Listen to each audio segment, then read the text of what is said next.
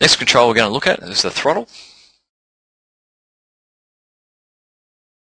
And the throttle is a twist grip located on the end of the collective.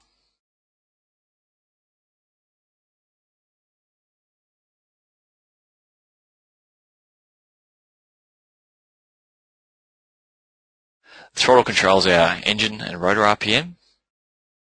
It's very sensitive, so we just squeeze it on and squeeze it off. It's rotating and twisting it, but when we talk about operating it, it's really just very, very gentle. It's used in the natural sense. Now, saying that, it does actually catch a few people out. If you're used to riding a motorbike, you may initially just go the wrong way. So, again, resting your left hand down by your side, and I guess just taking a grip with your fist. We're going to rotate it towards our fingertips to roll the throttle on, and then rotate it with our thumb going down to roll the throttle off.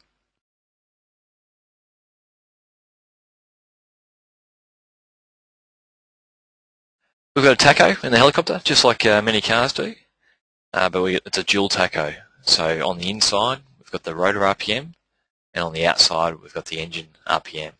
This is what we're looking at when we use the throttle control. So as we increase throttle, our RPM will come up, as indicated there. And they've got obviously two R's there, it's just the superimposed image.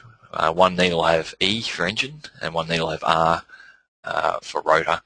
And in normal flight, they'll be laid over the top of each other, where the engine and the RPM are basically engaged together.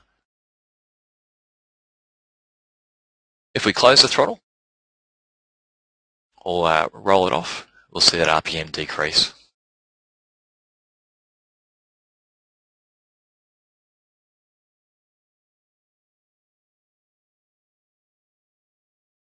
Excellent, so we've got pedals, collective, and throttle. Next one we're going to look at is cyclic.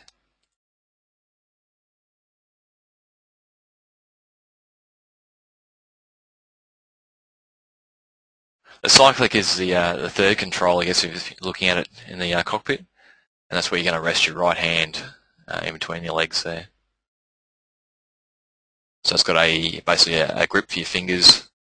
The red switch you can see there is an intercom switch. So the first trigger pressure is an intercom within the aircraft. Second trigger pressure, pulling it all the way in, operates the radio. So when you talk, it will go out over the radio. And sorry, I'm just dealing with a couple of questions here.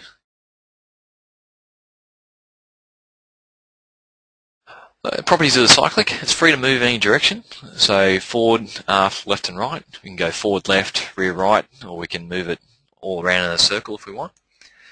The cyclic controls the disc attitude and therefore our fuselage attitude. We'll talk about it in a bit. It's called the cyclic because it actually changes the pitch from the blades cyclically depending on where in their orbit it is.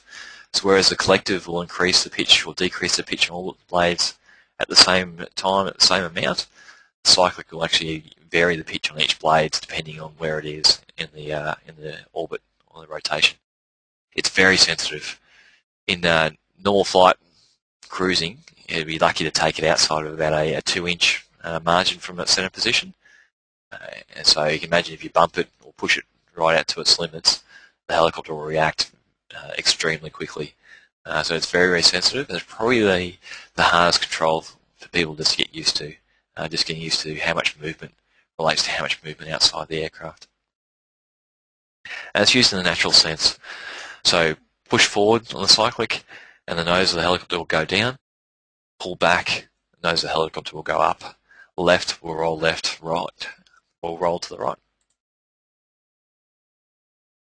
So we control the helicopter's pitch, as in how high or low the nose is, with the cyclic control and our disc. It's going to tilt the rotor thrust forwards or backwards, and that's going to have a corresponding change in the helicopter airspeed. The next slide just shows with a nose down attitude, so pushing the cyclic forward, and then on the right hand side we have our airspeed indicator. So you can see with the nose down attitude, airspeed will increase. When we bring the cyclic aft, our nose attitude will increase and our airspeed will decrease.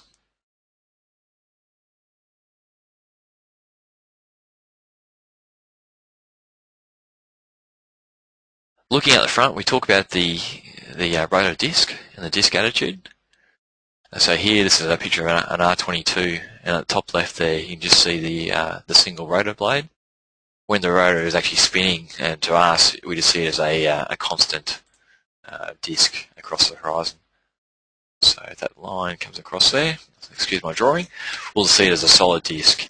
And when we're talking about the disc attitude, we're really referencing that distance between the rotor disc and the horizon. And that's going to relate to our airspeed. So if we want to lower our disc, we're going to push forward in the cyclic, and that disc is going to basically come down closer to the horizon, and that'll give us a corresponding larger airspeed. And same thing to slow down, we're going to increase that disc attitude and hold it, and as the aircraft slows down, we'll come to a slower airspeed, holding that disc there. And that's how we control our airspeed, is by positioning that disc relative to the horizon.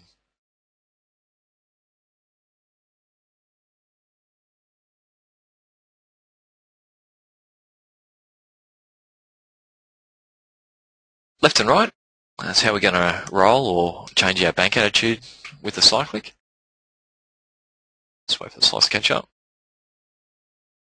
So you can see the two pictures there of the helicopters, and once we start that roll, that's how we change our helicopter direction. So in forward flight, we're actually using our pedals, the first control, to maintain our balance, so we're not slipping or sliding into the turn or as we're flying straight. And then to actually change direction and turn from one heading to another, we're going to apply left or right cyclic, which will roll the helicopter, and then we'll start our turn onto the new heading.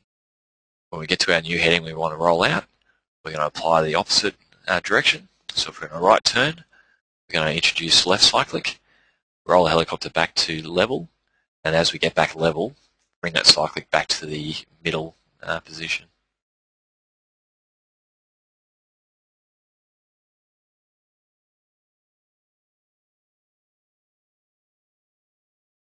Right, I'm just going to throw another poll at you to see how people are tracking. So again, if you just want to put your answers in for that.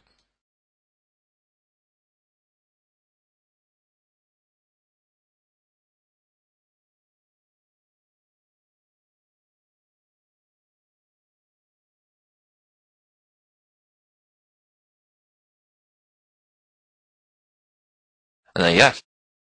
Everyone's on the right page there. So yeah, exactly that. Forward cycling is going to lower our nose and lower that disc attitude. We're going to tilt our rotor thrust forward, which is going to increase our airspeed because we're being pulled further forward by the rotor disc.